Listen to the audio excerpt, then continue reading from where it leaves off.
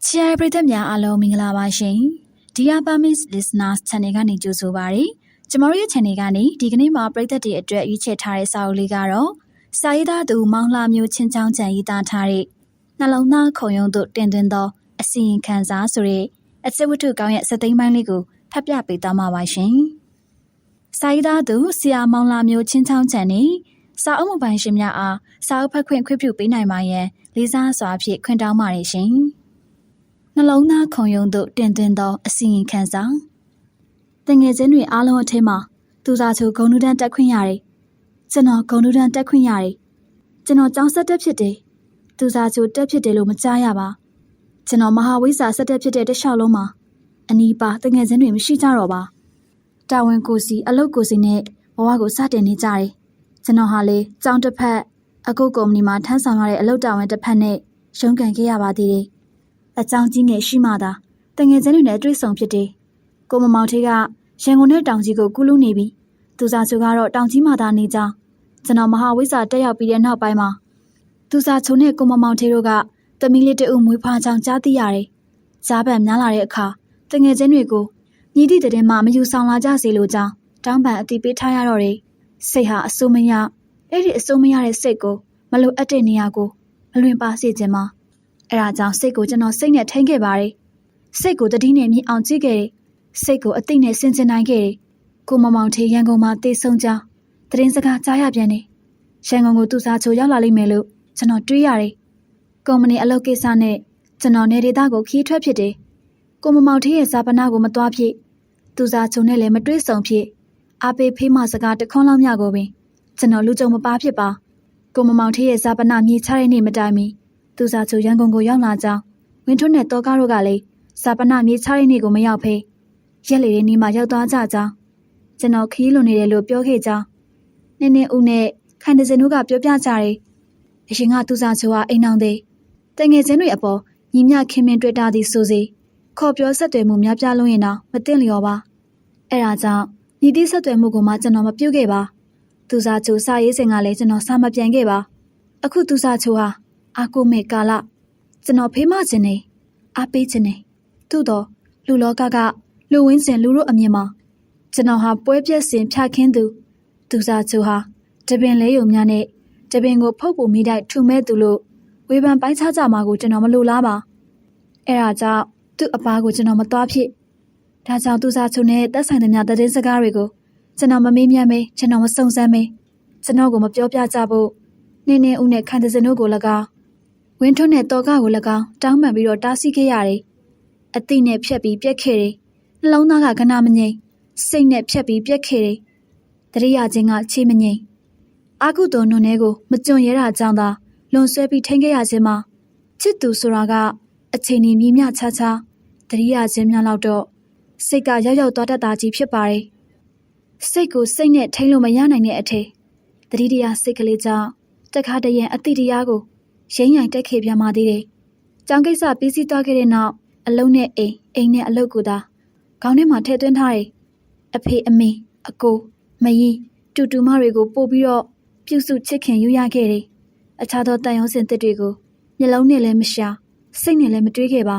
။ဝေးခဲ့လေသည်ဆိုတဲ့ဇလန်းဟောင်းကိုသာရှင်မသိမ်းထားဖြစ်တယ်။ရာသီကာလအေးချမ်းတဲ့အခါမှာကို့အဖို့နှွေးထွေးစေလိုသလိုသူ့ထံကိုလည်းနှွေးထွေးစေလိုတဲ့ဆန္ဒမြတ်တာပေးပို့ခဲ့ပါတယ်။ရာသီကာလပူပြေးမောဟိုက်တဲ့အခါကို့အဖို့လည်းအေးမြပြေပြောက်ရာနေတာအောင်ဖန်တီးပေးတယ်လို့ပဲသူ့အဖို့လည်းအေးမြပြေပြောက်ဖို့မြတ်တာပို့ဆန္ဒချွေခဲ့တယ်။ကိုဘဝအစဉ်ပြေချောမွေ့တဲ့အခါသူလည်းအစဉ်ပြေပါစေကြောင်းဆုတောင်းဖြစ်တယ်လို့ကိုဘဝအစဉ်မပြေမချောမွေ့တဲ့အခါသူရောအစဉ်ပြေချောမွေ့ပါမလားစိုးရင်စိတ်ထားကဲအောင်ရတယ်။အိမ်မပြောတဲ့ညာမျိုးတွေကိုကြုံရတဲ့အခါသူ့ကိုတတိယပြီးသူ့ကိုပို့ပြီးအိပ်ပျော်စေခြင်းနဲ့ကောင်းမှုကုသိုလ်ပြုလုပ်ဖြစ်တဲ့ကာလတော်မှာမေတ္တာပို့အမျှဝေတဲ့အခါ32ဘုံလို့ရွတ်ဆိုမြည်တမ်းလိုက်တာနဲ့သူ့မျက်နှာဟာမခေါ်ဘဲနဲ့ရောက်လာတတ်တယ်။ရန်ကုန်မှာရှိလေသလားတနေ့တစ်ချိန်မှာရှိနေမလားတွေးတော်သိလို့စိတ်တို့ဝင်ရောက်လာတဲ့အခါမှာတော့သတင်းစကားပိတ်ကာထားစီမိတဲ့တငယ်ချင်းတွေအပေါ်စကားပြင်ဆန္ဒပြောင်းလျက်မင်းမြန်စုံစမ်းခိုင်းခြင်းစိတ်မျိုးအခါဖြစ်ပေါ်ခဲ့ဘူးပါတယ်။ဟိုးရခင်သူဆက်သွယ်ခဲ့စဉ်ကမခင်မဲတင်းတော့တဲ့ကာလ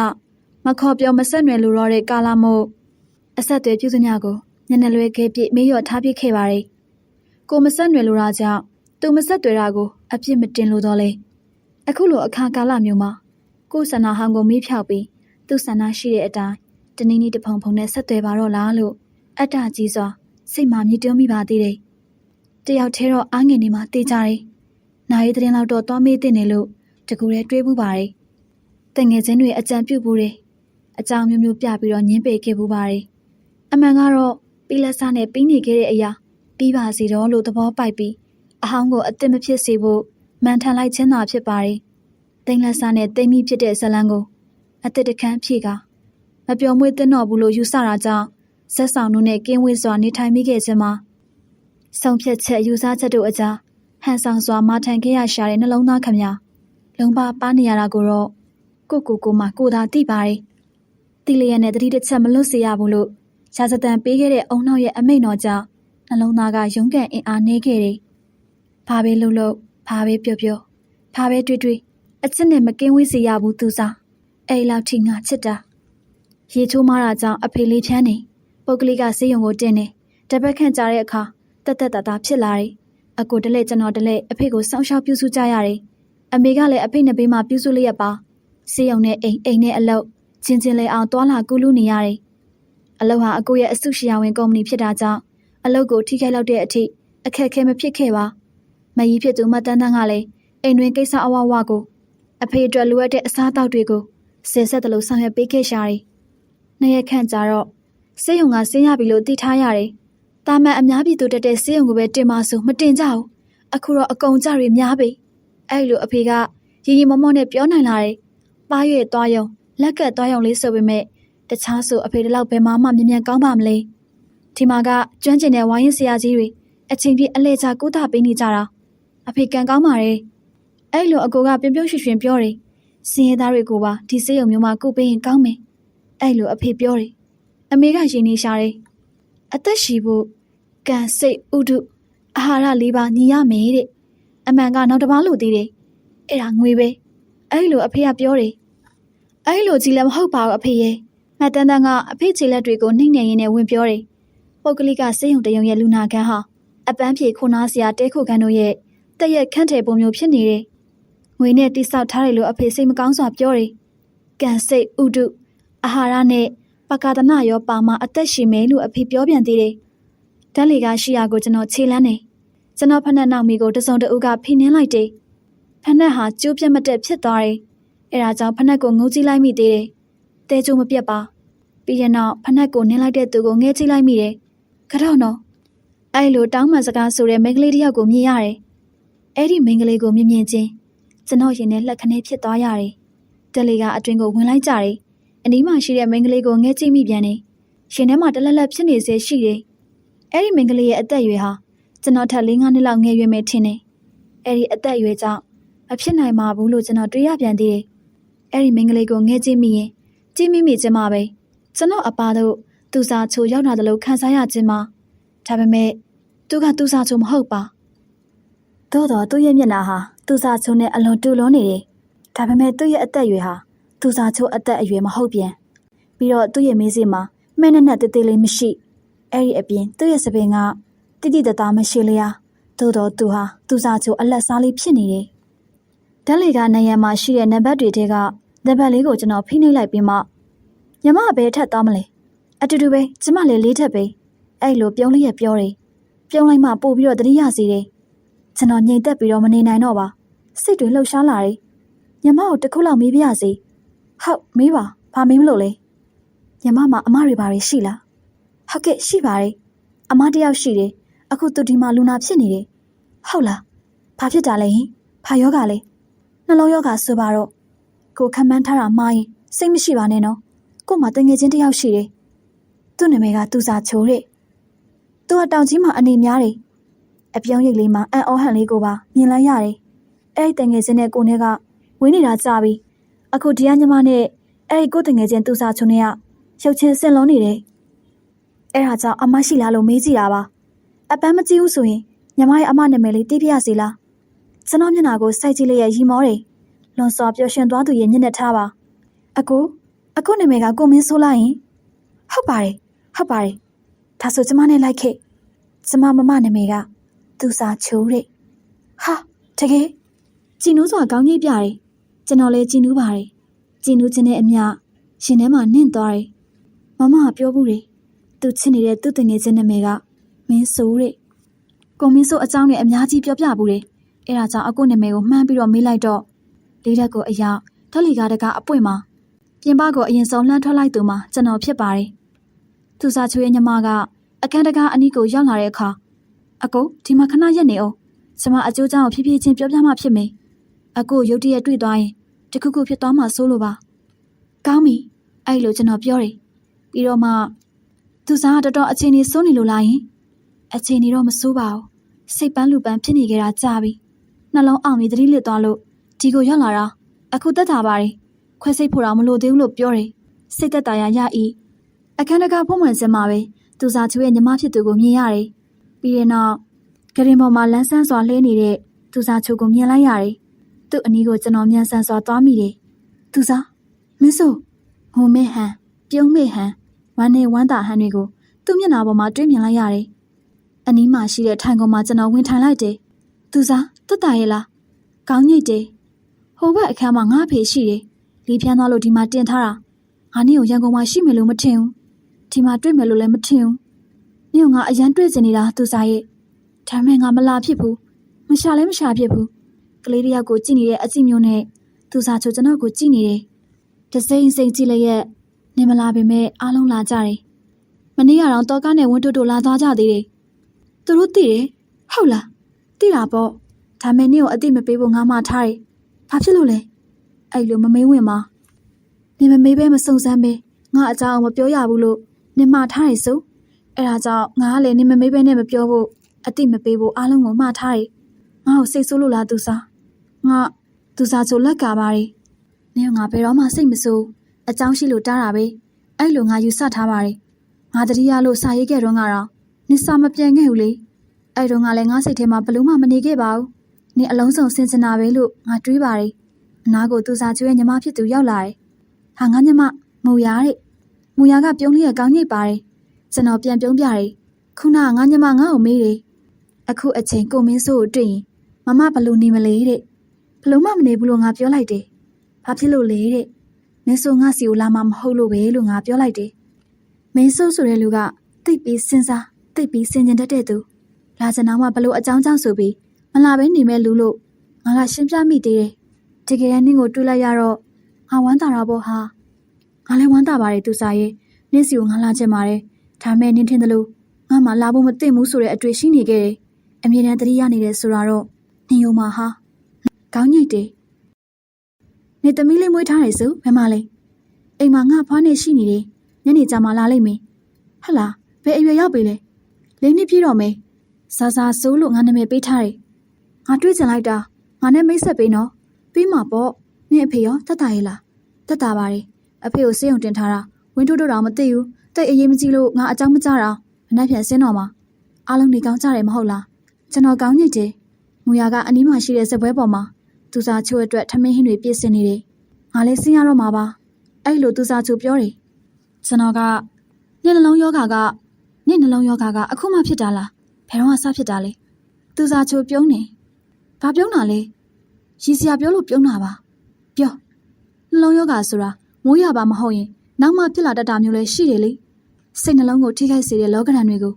ခံစားရပါများရင်ဖြစ်တတ်တယ်လေဟုတ်တယ်ကျွန်တော်အဲ့လိုစကားထောက်လိုက်ပါတယ်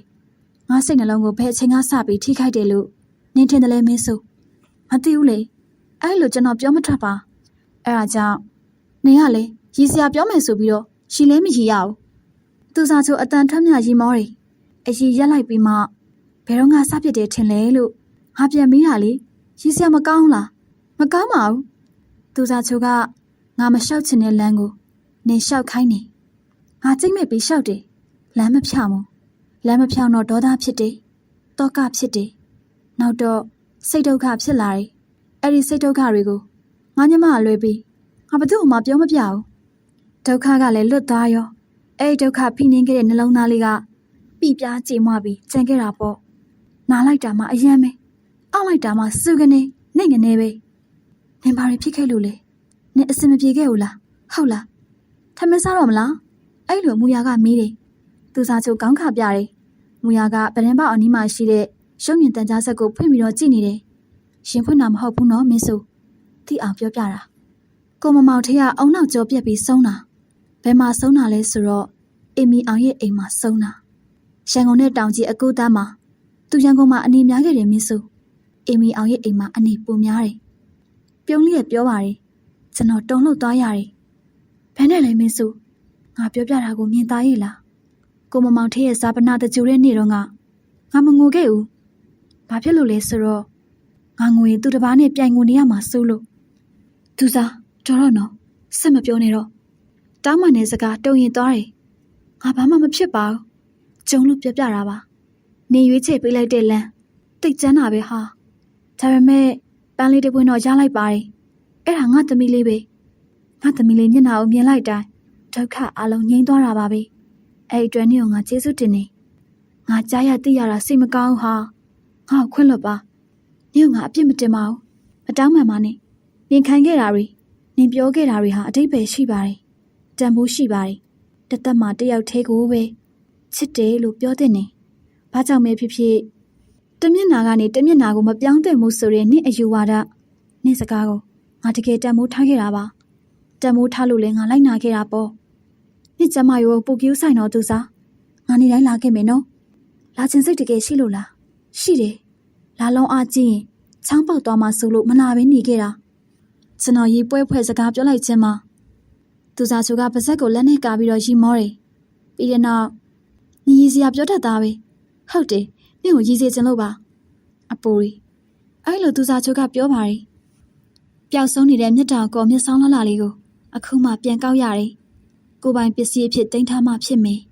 ပြန်လေပျောက်ဆုံးသွားမှကိုစိုးရိမ်လာပြန်နေအဖေကိုတိုင်းရင်စေးဝါးတွေနဲ့အိမ်မှာဆက်လက်ကူးတာတယ်အဖေစေးရုံမစင်းမီအမေအကိုမကြီးတို့ကိုသူစားချိုနဲ့တွေ့ဆုံမိတ်ဖွဲ့ပေးခဲ့ပါတယ်အကိုနဲ့မကြီးတို့ကသူစားချိုနဲ့မြင်တွေ့ပြီးသားပါရှေးအောင်နောက်ဖြစ်တွေကိုပြောဆိုကြတာကြောင့်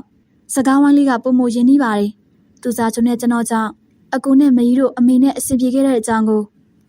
အကိုနဲ့မကြီးတို့အမေနဲ့အဆင်ပြေခဲ့ကြခြင်းကိုအကိုတို့မမရရှိကြတယ်အကိုပြောပြတာတွေကိုနားထောင်ရီမောလိုက်သူစားချိုကိုပြုံးပြီးကြည့်လိုက်ဟန်ရှိနေတဲ့အမေကိုမြင်ရတာကြောင့်ကျွန်တော်ပို့ပြီးကြည်နူးဖြစ်တယ်သူစားချိုနဲ့ကျွန်တော်အကြောင်းကိုကျွန်တော်မိသားစုတစုလုံးသိရှိခဲ့ကြပြီးသားဖြစ်ပါတယ်ပြန်လည်ဆုံတွေ့ကြ၏ကြည်နူးမှုတွေကိုအမေမြင်သာဆန္ဒပေးနိုင်လိမ့်မည်အဖေစိတ်အောင်ဆင်းနေပြီပဲညီလေးရေအလုံးထပ်ပြီးတော့ခွင့်ယူစရာလိုသေးလို့လားအဲ့လိုအကိုမျက်နှာတင်နဲ့ပြောပါရီသူစားချိုကိုစိတ်အောင်မှာအနီးကပ်ပြုစုဖို့ကျွန်တော်အလုံနာရဲ့လိုအပ်ကြောင်းသိရတဲ့အကိုပြောခြင်းဖြစ်ပါရီမျက်နှာထားတီတီနဲ့ကြီးစဲခြင်းမှာခွင့်ရတွေတိတ်များနေပြီပြည့်ရတွေများတဲ့အပြစ်နဲ့ညီလေးကိုအကိုအလုံးဖြုတ်ပြနိုင်နေဆိုတာကျွန်တော်တနာကမမျက်နှာနဲ့ဟုတ်ကဲ့ပါသိပါတယ်အဲ့တော့အခုလက်ရှိထမ်းဆောင်နေတဲ့ကုမ္ပဏီရဲ့မန်နေဂျာအဖြစ်ကအနားယူမလားဒါမှမဟုတ်သူစားဆွနှစ်ဘေးမှာသူနာပြုလုပ်ချင်တဲ့ဆန္ဒကိုရက်ပစ်မလားညီလေးကြိုက်တာကြီးအာမနာနဲ့ကျွန်တော်အကိုကိုမချုံမချင်းကြည့်လိုက်တယ်ပြီးတဲ့နောက်အကိုရဲ့ဘလို့မှသဘောမထားပါနဲ့ကုမ္ပဏီကမန်နေဂျာလာစာကိုလေတပြားမကြံလို့ကျင်ပါတယ်သူစားချို့ကိုလည်းအချိန်မလတ်ပြုစုကျင်ပါတယ်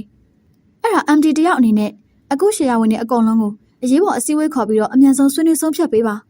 ကျွန်တော်ကတော့သူစားစီသွားတော့မယ်အကိုတဟဟရှိပြီးတော့အရင်ရက်ပြီးမှကဲနှစ်ဦးနှစ်ဖက်ပြည်လဲအောင်ဒီလိုလုပ်လိုက်အကိုညီလေးကိုနေတဝက်ခွင့်ပေးမယ်အဲ့ဒါတော့ညီလေးကြည်နဲ့ပါညီလေးအလုပ်တွေပုံသွားမှစိုးလို့ပါဘယ်နဲ့လဲကျွန်တော်ကပြုံးလေးရဲ့လာကကိုတော့အပြည့်ပေးရမှာနော်နေတဝက်ဆင်းနေဆိုပြီးတော့လာကတဝက်မဖြတ်နဲ့နော်အကိုကောင်းပါပြီဒါနဲ့ညီလေးကနေတဝက်ခွင့်ကဘယ်နှစ်ရက်ကြာယူမှလဲတိတ်မကြပါဘူးအကိုရဲ့သူစားချိုလူကောင်းပြန်ဖြစ်တဲ့အထိပြေးနိုင်လွှားနိုင်တဲ့အထိလောက်ပါပဲအော်အဲ့လိုအကိုကရင်ကောင်းတန်ပြုတ်ပြီးတော့သူအပြိုပြောင်းလေးပြန်ဖြစ်တဲ့အထိတော့မကြစေနဲ့နော်ညီလေးအကိုရဲ့အရွယ်စကားကျွန်တော်ရီမောဖြစ်တယ်အကိုကညီလေးမင်းရီမနေနဲ့နော်အလုတ်စီကန်တိတ်ပြက်လာရင်အကိုခွင့်လွှတ်မှာမဟုတ်ဘူးအထက်ကိုတိုင်မှာဘသူ့ကိုတိုင်မလို့လဲအကိုအမေကိုတိုင်မေးပြောပြီးတော့အကိုကရီပါတယ်ကျွန်တော်လည်းရီဖြစ်ပြန်ပါတယ်ကျွန်တော်ပြောနေတာကိုကြည့်မြင်လျက်အကူလည်းပြောနေပါလိမ့်မယ်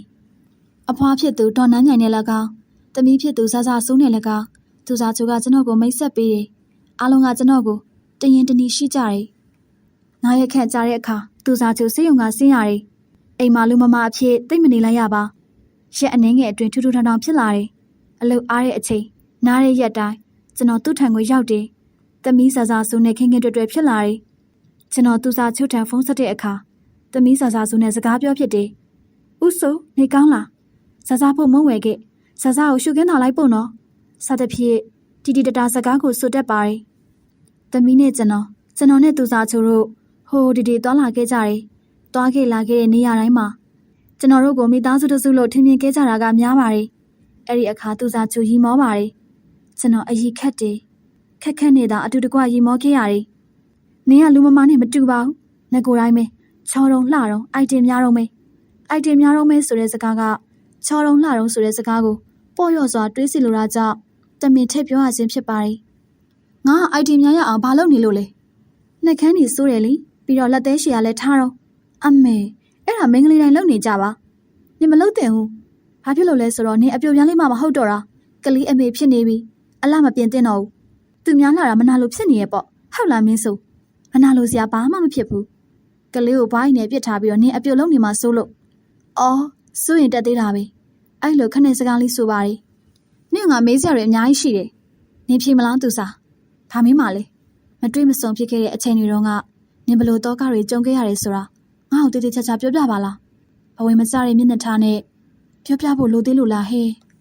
ဆလာရှင်းလေးအိမ်အောင်ကြပြရနဲ့တောင်ကြီးမှငါနေတယ်အဖွားနဲ့ညီမအဒီမှာကိုမမောင်ထေးကရန်ကုန်နဲ့တောင်ကြီးကူးလန်းခတ်နေတာအခုဆုံးသွားပြီဒါပဲလေနင်ကဘာဖြစ်လို့ရန်ကုန်မှာမနေရတာလဲအဖွားနဲ့ရောမနေကြလို့လားမျက်စောင်းထိုးတယ်ပြီးမှမင်္ဂလာတောင်ရန်ကုန်မှာမဆောင်ကြလို့တောင်ကြီးမှာသွားဆောင်တာပါဆိုမှရန်ကုန်ကငါဘာလာလို့ရမှာလဲကျွန်တော်စကားမဆက်ပဲနေလိုက်ရတယ်ကိုမမောင်ထေးကိုအင်မီအောင်နဲ့ငါသမုတ်တုံးကညီငါ့ကိုအပြစ်တင်နေဟုတ်တယ်အဲ့တော့ငါတို့ဘာမှမဖြစ်သေးပါဘူးနောက်တော့မှသမီးမမွေးခင်ကလေးကဆိုပါတော့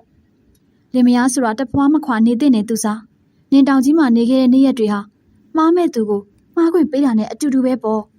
နှက်ခမ်းတွန့်ယုံမဲ့ပါတယ်အိမ်အောင်ပြူတာဘဝလုံခြုံမှုပြူတာပဲနွားချောင်းတို့လိုတော့မနေချင်ပါဘူးပူးနေကက်နေမှအာနာပါနာနဲ့တစ္ဆာထားတာမျိုးကိုငါမလိုချင်ဘူးအဲ့ဒါကြောင့်တမန်လွတ်ထားလိုက်တာနင်ကိုယ်တိုင်ကမနှွေးထွေးခဲ့တာများလားသူစား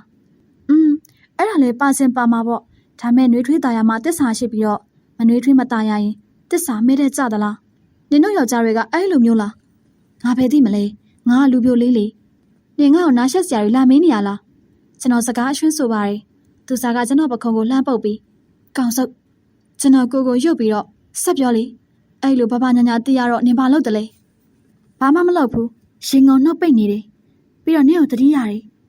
ငါ့ကိုတတိရတယ်ဟုတ်လားဟုတ်တယ်တတိရတယ်အကောင်းမထင်နဲ့နင်မျက်နှာကိုကုတ်ဆွဲတင်တယ်လို့တတိရတာနင်နာဟိုတုန်းကမက်အိမ်မြောင်နဲ့ကိုမမောင်ထေးတို့ကိုဘလို့မှမညှိစွန်းစီရပါဘူးလို့အသက်ကိုထပ်ပြီးအာမခံခဲ့ရင်အခုလောက်ဆိုနင်တေပြီးလောက်ရောပေါ့နော်မင်းဆို sorry ပါဟာအဲ့ဒီတခုံးမြတာကျွန်တော်ပြောဖြစ်ပါတယ်မုန်းချက်တော့ခံစားခဲ့ရတာပေါ့ဟာဘာညာညာကိစ္စတွေကိုမူရကိုပဲငါပြောပြဖြစ်ပါတယ်ဘသူ့မှမပြောဖို့လဲငါနှုတ်ပိတ်ခဲ့တယ်အခုအချိန်ထိအဖွားတော်မသိဘူးဆုံးတော့အိမ်မရောက်အိမ်မှာဆုံးတာဆိုဟုတ်တယ်လှုပ်ဖို့ကင်ဖက်တယောက်ရဲ့အိမ်မှာဆုံးသွားတယ်လို့ပဲထင်ကြတာများပါတယ်တကြိုတဲ့နေတော့ကအိမ်မရောက်လာတယ်ငိုတယ်ငါသူ့ကိုစကားမပြောတာဘသူမှမရိပ်မိဘူးတငယ်ချင်းတွေလာကြတော့နင်ပါမလာဘူးလေနင်တမင်ရှောင်းနေဆိုတာငါသိတယ်အလုံးမအားတာလည်းပါပါတယ်ရပါတယ်ငါဘလို့မှသဘောမထားပါဘူးအခုတော့မတော်တဆပြန်တွေးကြရလို့ခေါ်ပြောနေတာပါမဟုတ်ရင်နောက်ဘယ်နှကဘာလောက်ပြက်ပြီးမှတွေးကြုံရမယ်မသိဘူးနင်တော်တော်နေနိုင်တဲ့သူပဲမင်းဆိုရင်နေနိုင်တာမဟုတ်ပါဘူးဟာနေနိုင်အောင်ကြိုးပမ်းခဲ့ရတာနေငါစီကိုစာရေးတော့ငါစပြင်းနေတာပေါ့ဒါမဲ့တစ်ချိန်မှာတခုခုထိခိုက်မှဆိုလို့ငါတမင်အဆက်တွေမလုပ်ခဲ့တာနေတယောက်တည်းဖြစ်နေတဲ့အချိန်မှလဲဒီလိုပဲကောင်းဤမကောင်းဤငါမှစဉ်းစားပြီးတမင်မရှာခဲ့တာပါငါ့ကိုထိခိုက်မှဆိုတာထက်နင့်ကိုမထိခိုက်စေချင်တာကပိုများပါတယ်တနာအောင်ပြောတတ်သားပဲမတနာပါနဲ့နားလေခွင့်လို့ရင်ပဲငါဖြေသားပါတယ်ခွင့်လွတ်တယ်အဲ့လိုပြောပြီးတော့သူစားသူစကားဆက်ပါတယ်နောက်တော့အဖွားအိမ်မှာနေတယ်တောင်ကြီးအိမ်ကိုတော့ပိတ်ထားခဲ့တယ်တွားရင်လာရင်မောလာတယ်ရှင်မထဲကစုကနေဖြစ်လာတယ်အဲ့လိုဖြစ်တာကြာလာပြီအဲ့ဒါစူးရင်အောင်ရင်နဲ့ပြစ်လဲကျသွားပြီးတော့ဆေးရုံပေါ်ရောက်ခဲ့တာပဲလုပ်ငန်းကိုင်ငန်းတွေရောနေဘလို့စီစဉ်ထားသလဲအဲ့လိုကျွန်တော်မေးပါတယ်ဒီလိုပါပဲလက်လန်းမီတလောက်တော့ဆက်လုပ်နေတာပေါ့ ကွန်ပျူတာကိစ္စတွေကိုငါညီမဆက်လုပ်နေတယ်အဲ့လိုပြောပါတယ်မက်အိမ်မီအောင်ကရောကျွန်တော်မေးလိုက်ပါတယ်စင်ဖြူတွေရောက်လာပြီပဲစစ်မဲရှောင်ပေးရမှာပေါ့အဲ့လိုသူစားချူပြောတယ်တခုတော့ငါဝန်ခံချင်ပါတယ်အိမ်အောင်ရေးဆိုတာအချစ်မပါရင်မตายရနိုင်ဘူးငါအဲ့ဒါမပါဘဲနဲ့လက်ထက်ခဲ့တာဟာနင်ချစ်တယ်လို့ပြောခဲ့သေးတာပဲသူစားရဲ့ဟုတ်တယ်ပြောခဲ့တယ်ဒါပေမဲ့ပြောပြီးပြက်နေတဲ့အချိန်မှာငါလက်ထက်ခဲ့မိတာဘာပဲဖြစ်ဖြစ်ပေါ့နင့်ကငါဂတိပေးပြီးသားနင့်စကားကိုငါအမြဲတမ်းနားထောင်မယ်ဆိုတာလေအဲ့ဒါငါတကယ်ပြောတာငါနင့်စကားကိုတကယ်လိုက်နာခဲ့တာအေးဟာစေတနာစကားကိုနင်လိုက်နာခဲ့ပါလိမ့်ရဲ့ငါစေတနာအရာမရောက်ခဲ့ဘူးငါမှားသွားတယ်ဟဲ့မင်းစုအဲ့လိုမပြောရဘူးလေမှန်တာကိုခိုင်းမှန်တာကိုပြောမှန်တာကိုလုပ်ခဲ့ပါရဲ့နဲ့ကောင်းကျိုးမခံစားရတာလေအဲ့လိုတွေးပြီးတော့ပြောခဲ့ဆိုခဲ့တဲ့မြအပေါ်မှားသွားတယ်လို့ဘယ်တော့မှနောက်တမရပါနဲ့မှန်တာလုပ်တိုင်းကောင်းကျိုးဖြစ်တယ်လို့ဘယ်သူအာမခံနိုင်လို့လဲမှန်ပေမဲ့ကောင်းချင်မှကောင်းမယ်ကောင်းပေမဲ့မှန်ချင်မှမှန်မယ်အကောင်အဆိုးအမားမှန်ဆိုတာကဲတပြစ်စာလောက်ကြည့်တဲ့ယုံနဲ့မပြည့်စုံနိုင်ပါဘူးအဲ့ဒါလောကရဲ့မာယာပဲဒီစကားတွေအများကြီးတက်နေရဲ့နော်သူစားစကားတက်တာမဟုတ်ဘူးဘဝကိုဘာသာပြန်ပြနေတာညနိုးစွာကျွန်တော်ငေးကြည့်မိလိုက်ပါတယ်သူစားပြောမူရကိုနင်ငါအကြောင်းတွေပြောထားဘူးလားပြောဘူးတယ်ဘာတွေပြောတာလဲအများကြီးပဲငါ့ကိုကိုမမောင်ထင်းနဲ့ယူခိုင်းတာမင်းဆိုပဲလို့ပြောပြတာပေါ့နောက်ကဘာပြောထားသေးလဲဒါပဲလေနင်ပြောတော့အများကြီးပဲဆိုအဲ့လေအဲ့ဟာအများကြီးကိုအချင်းချုပ်ပြီးတော့ပြောတာပေါ့သူစားဘာလဲဘာမှမဟုတ်တော့တွားပြူတန်းလေးပေါ်လင်းစွာပြုံးလေးရဲ့သူစားကျွန်တော်ကိုလှမ်းရိုက်ပါတယ်ပြန်လေဆုံတွေ့ကြပြီပေါ့အဲ့လိုတငယ်ချင်းတွေနောက်ပြောင်ကြတယ်အကူကမင်းငါ့ကိုပြိုင်လို့မရဘူးငါက2-0မင်းက1-0အဲ့လိုကြီးစေပါတယ်အမေကတော့ရင်ငုံနှုတ်ပိတ်နေရှာတယ်ဘဝင်မစဟန်မပြပါသဘောမကျတဲ့စကားလည်းမဆိုဆန္ဒထက်တန်ရုံးစင်တဘာဝကိုအမေမြင်သာစာနာပေးဟန်တူတယ်သူစားချုပ်ကိုကျွန်တော်လက်ထပ်တော့မဲ့တဲ့ရင်ဟာကျွန်တော်အတိုင်းအဝိုင်းကျွန်တော်ဝင်းကျင်မှာပြည့်နေနေချေတန်ရုံးစင်တင်းရတဲ့ကြောင့်တရင်ပြသူမရှိပဲအဲ့လိုပြည့်နေနေခြင်းဖြစ်ပါတယ်သမီးဆဆာဆိုဖျားနာတဲ့အခါကျွန်တော်ကိုမေးတက်ပြီးအဖွားတော်နမ်းမြိုင်နေမကောင်းထိုင်မကောင်းတဲ့အခါကျွန်တော်ကိုအကြောင်းကြားကြတယ်ကျွန်တော်နေမကောင်းထိုင်မကောင်းတဲ့အခါသူစားချုပ်ကိုယ်တိုင်ရောက်လာတတ်တယ်သမီးဆဆာဆိုကကိုယ်တိုင်လာပြီးတော့၎င်းဖုန်းနဲ့၎င်းလူနာတဲ့မေးလေတယ်အဖွားတော်နမ်းမြိုင်ကအလဲလာနေကြနေ့ရက်မျိုးတွေမှာကျွန်တော်မရောက်ဖြစ်ပါကမင်းမြန်စကားဆိုတယ်တတိယစကားပြောတယ်အကိုတို့နှစ်ယောက်ကိုအဖွားကရီးစားဟောင်းတွေလားတဲ့စမကိုမေးတယ်အဲ့လိုမူရကပြောပါတယ်နေဘလို့ဖြေလိုက်လဲအဲ့လိုကျွန်တော်မေးတယ်ဟုတ်တယ်လို့ပြောလိုက်တာပေါ့မူရကအဲ့လိုပြောပါတယ်ဘာဖြစ်လို့အဲ့လိုပြောလိုက်ရတာလဲစမဖြေတာမှားလို့လားမှားတာပေါ့နေအမနဲ့ငါနေကတမီးစားမှမဟုတ်တာတငယ်ချင်းတွေအကိုတို့ဘလို့ညင်ညင်အဖွားတို့ကျွန်မပို့ပို့တသားလေးပြောပြထားတယ်နော်ဒုက္ခပဲအဲ့လိုကျွန်တော်ညှိတွားဖြစ်ပါတယ်ညီတို့ပင်ဖြစ်စေကျွန်တော်ကြည်နူးနေမိတယ်သူစားချိုးကိုလက်ထပ်ဖို့ကျွန်တော်စဉ်းစားစရာမလိုပဲဆုံးဖြတ်ထားပြီးဖြစ်ပါတယ်သို့တော့သူ့ကိုကျွန်တော်ချစ်စကားတခွန်းမှမပြောဖြစ်သေးပါတိမ်ထားတူဝက်ခဲ့ရတဲ့ကာလများစွာကြာလွန်ခဲ့ပြီးဟောင်းနှံ့နေပြီလို့သူထင်လေမလားအချစ်ဆိုတာကမြို့ဟောင်းအတွင်းမှာကျင်းကြံတစ်လွင်တရှိလင်တက်တဲ့နဗရက်ကိုးတွေကြောက်မြရတနာတပါချစ်သူကိုချစ်တော်သူကကြည့်တဲ့အကြည့်မျိုးနဲ့အခုမှကျွန်တော်ကြည့်ဘူးတယ်အင်းဟာပန်းချံဟာပုံမဝေစာလေးရရှိတယ်ကံရည်ပြင်ဟာဟိုးအရင်ကထပ်ပို့ပြီးတော့ကြည်လင်တန့်ပြတ်နေတယ်ချစ်တော်သူစားချိုးဟာလေဟိုးအရင်ကထက်ပို့ပြီးလှပနေပါတယ်အသားရည်ကလည်းပို့ပြီးဝင်းပနေတယ်လို့ကျွန်တော်မြင်တယ်ပြိုချင်းအိုချင်းခွဲခြားရခတ်တာထက်ပြိုမြင့်နုနယ်သူတို့ထပ်ပင်ပို့ပြီးတင့်တယ်နုမြင့်နေပါတယ်သူစားရှိန်လုံနေတဲ့စပင်ရှည်ရှည်တို့ကိုညနိုးစွာကြည့်လိုက်ရဲ့ကျွန်တော်ခေါ်လိုက်ပါတယ်သူစားချိုးကမင်းလေးဆက်ပြီးတော့ငဲ့ကြည့်တယ်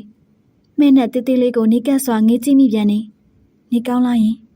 ကျွန်တော်အမေကြောင့်သူစားချိုးကသူ့ကိုယ်သူခြေဆုံးလက်ဖြားအထိကြည့်ပါတယ်ပြီးရင်တော့ငါပိန်သွားလို့လားမင်းဆိုမပိန်ပါဘူးစေးုံကဆင်းခဲ့တာလဲကြာလာပြီပိန်လေးလည်းမဟုတ်ပါဘူးအဲ့ဒါဘာဖြစ်လို့ငါ့ကိုနေကောင်းလားလို့မေးရတာလဲကျွန်တော်သူ့မျက်နှာကိုကြည့်လိုက်ရင်ငါနဲ့ကိုစကားပြောချင်တယ်သူစားငါပြောမယ့်စကားအရေးကြီးတယ်နေထိုင်မကောင်းမဲငါစကားကိုနားထောင်ရင်နေနားမဝင်မှစိုးတယ်အဲ့ဒါကြောင့်နေကောင်းလားလို့မေးတာသူစားချိုးကမျက်ခုံးလေးတွန့်ကွဲကစဉ်းစားဟန်ပြုလျက်နင်ပြောမယ့်စကားကျမကြီးနဲ့ပတ်သက်နေလို့လားကျွန်တော်ခေါင်းရင်းပြလိုက်ပါတယ်သူစားချိုးရီးပါတယ်ဟောသူစားခေါ်ပြန်ပြီအဲ့လိုသူစားကပြောပါတယ် ကျွန်တော်သူ့နှစ်ဘေးကိုပုံမတိုးကလိုက်ပြီးတဲ့နောက်မှာတော့သူ့ရဲ့မျက်နှာကိုတက်တက်ကြည့်လိုက်တယ်။ပြောမယ့်စကားအားယူတဲ့အချိန်ရင်ခုန်ခြင်းမျိုးမရှိစိုးထိတ်ခြင်းမရှိတုံရင်ခြင်းမရှိဟိုစဉ်တော့ငါသာဆိုရင်အခုချိန်မှာကျွန်တော်ရင်ခုန်စိုးထိတ်တုံရင်နေပြီလိမ့်မယ်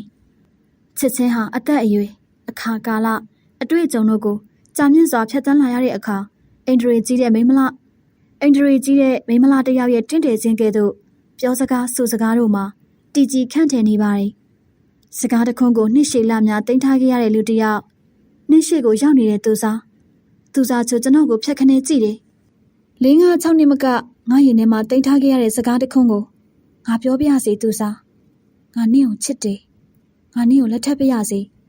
သူစားချိုကနှလုံးတွေစုံမိတ်ပြစ်လိုက်တယ်။ပြုံးချင်းရေချင်းကင်းစွာနားနှစ်ဖက်ကိုပါလက်နဲ့ဖိပိတ်လိုက်ပါတယ်။အင်ဒရီကြီးတဲ့နားအာယုံအဆက်သေးတဲ့မျက်ဝန်းတို့ကချစ်စကားထံကိုခံယူဖို့မဝင်ရဲတာကြောင့်ပိတ်စည်းကာရံနေလို့ကျွန်တော်ထင်မိတယ်။ငါရေးစားစကားမပြောတတ်ဘူးသူစား။ဒါမဲ့နင့်ကိုငါချစ်ခဲ့တာကြာလာပြီ။ဒီခုနဲ့တော့ချစ်စကားကိုတသက်မှငါဒီတစ်ခါပဲပြောဘူးတာပါ။နင့်ကိုလေကျွန်တော်နှုတ်ဖျားကိုသူ့လက်ဖွားလေးရောက်ရှိလာတယ်။မပြောနဲ့တော့မင်းဆိုရေမပြောနဲ့တော့နော်။အာမစ်သူရဲ့လေတံနဲ့ပြောတဲ့အားနွဲ့တဲ့ဟန်တာဘာဖြစ်လို့မပြောခိုင်းတာလဲသူစားတန်ရောစင်အကြည့်တို့နဲ့သူကြည့်ပါတယ်ခေါင်းကိုသာတွင်ခါရမ်းပြတယ်ငါ့ကိုမတားနဲ့ဟာငါတိန်ထားတာငါမျိုးသိပ်ထားခဲ့တာကြာလာပြီဟာအဲ့ဒါနင်သိရဲ့လားသိတယ်မပြောနဲ့တော့နင်ရင်ထဲကိုငါအကုန်မြင်နေမပြောနဲ့တော့နော်တားစီဟန်ငိုတံမကင်းပါသူစားငါနင်ကိုချစ်တယ်လို့ပြောတာလေဟာလက်ထပ်ပြရစီလို့ခွင်တောင်းနေတာဘာဖြစ်လို့ဝမ်းပန်တန်နဲ့တားနေရတာလဲငါ့ကိုပြောပြစမ်းပါဘာဖြစ်လို့လဲယင်နှက်ခမ်းနှလွားဖိကပ်ပါတယ်မျက်ရည်တစ်စက်ရင်ဘက်ကိုကျတယ်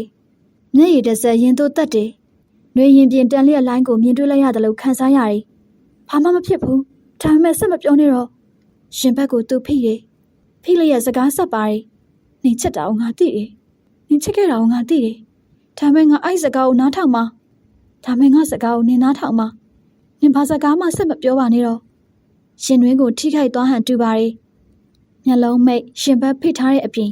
ကိုခန္ဓာဟာအနှဲငယ်ညှို့ကွေးလာတယ်သူစားရှင်ခွင်ထဲကိုသူ့ကိုထွေးပွေးလိုက်တယ်ရှင်မောသွားဟန်တူတယ်အမောတန်ကိုငြိမ်သက်စွာခံယူနေတယ်မျက်လုံးစင်းထားတယ်အသက်ကိုကြိုးပမ်းပြီးတော့မှန်မှန်ရှူနေတယ်အနားကကျွန်တော်ခေါ်နေတာကိုပင်ဘလုံးမှမတုံ့ပြန်ပါကျွန်တော်ချစ်စကားသူ့အတွက်ခါသက်သွားသေးသလားသူ့အတွက်ခါသက်သွားလေသလားမသိအဲ့ဒီအခါရှင်နာစရာတို့ရဲ့ကိုစားကျွန်တော်ဆိုစကားတို့အပေါ်ခါသက်နာကြီးနေတဲ့နေကျွန်တော်ဆိုစကားတို့အပေါ်ခါသက်နာကြီးနေသည်ထင်ပါတယ်ကြားစင်တဲ့အချိန်တုန်းကမကြားခဲ့ရပေအခုလိုအချိန်ကြာမှကြားလိုက်ရလို့စိတ်မကောင်းဖြစ်သွားတာထင်တယ်လို့ဝင်းထွတ်ကပြောပါတယ်တော်ကားကဒီဂရီမျက်မှန်ကိုအနှဲငယ်ပင့်တင်ပြီးဒါဆိုသူစားချိုကမင်းပေါ်ပြန်ချစ်မချစ်မင်းမမေးရသေးဘူးပေါ့မေးဖို့နေနေတာစကားကိုအစမခံတော့လို့ခတ်နေတာအဲ့လိုကျွန်တော်ရင်မောစွာပြောပါတယ်။ "तू ကမိုးဆိုးမမင်းကလူပြိုအဲ့ဒါကိုတွက်ပြီး तू စိတ်မကောင်းဖြစ်သွားတယ်ထင်တယ်။တော်ကားရဲ့ထင်မြင်ချက်ဝင်းထွတ်ကသူ့လက်ရှိအခြေအနေကိုမင်းကရောတကယ်ချစ်နိုင်လို့လား။တကယ်လက်ထပ်နိုင်ပါမလား။ဝင်းထွတ်ငါအိမ်အောင်ပြုချင်လို့လက်ထပ်ချင်လို့သူ့ကိုချစ်စကားပြောတာမဟုတ်ဘူး။သူ့ကိုချစ်လို့လက်ထပ်ချင်တာသူ့အခြေအနေအားလုံးကိုငါချစ်ပြီးသားပဲ။သူ့ရဲ့နှစ်ဘေးမှာနေရာလွတ်သွားပြီးငါဝင်ဖို့တင့်ပြီဆိုတာမျိုးမဖြစ်ချင်လို့ငါသူ့ကိုမရှာပဲမစုံစမ်းမနေခဲ့တာပါမမျောလိမ့်မယ်ပြန်ဆုံရတယ်ငါအယမ်းပျော်တယ်တွေ့ချင်းကိုချစ်တယ်လို့ပြောပြလိုက်ချင်တာနေမကောင်းဖြစ်နေတဲ့အချိန်မို့လို့ငါမှထပ်ပြီးမျိုးသိမ်းနေခဲ့ရသေးတယ်တော်ကပြုံးလျက်အော်မင်းဟာလူမမကိုနလန်ထအောင်ပြုစုပြီးနေကောင်းတော့မှရီးစက်စကားပြောလိုက်တာကိုမင်းပြုစုသမျှတွေဟာကြိုတင်ကြက်စီးမှုပဲမယိုးသားဘူးဝင်းထွတ်ကတဟဟရီမောပါတယ်ကျွန်တော်ပြောရုံမျှတာနေဖြစ်ပါတယ်ဝင်းထွတ်ကအရေးရက်ပြီးတော့အခုလူမမပြန်ဖြစ်သွားပြန်ပြီလားဘုံဘုံလေးသွားတာတော့မဟုတ်ဘူးစိတ်ထိခိုက်သွားတာအိမ်ပြန်တဲ့လမ်းတစ်လျှောက်လုံးစကားတိတ်မပြောတော့ဘူးညဘက်ရောက်တော့ငါဖုန်းဆက်ကြည့်တယ်ပြီးတော့ငါပြောတဲ့စကားကြောင့်စိတ်မဆိုးဖို့တောင်းပန်လိုက်တယ်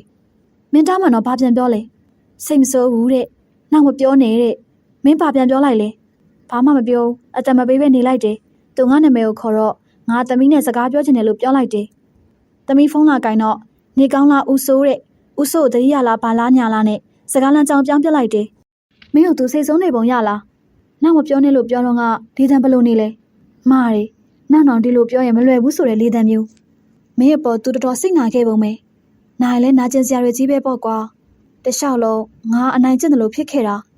အခုသူငါ့ကိုပြန်ပြီးတော့အနိုင်ယူတက်มาတယ်သူဘာလို့ငါဥညွတ်ဖို့အစင်သင့်ပြင်ထားတယ်မင်းဘယ်လိုရွှေနေတော့တွင်းမလဲဆိုတာငါတို့သိကြလိုက်တာအဲ့လိုတော့ကပြောတယ်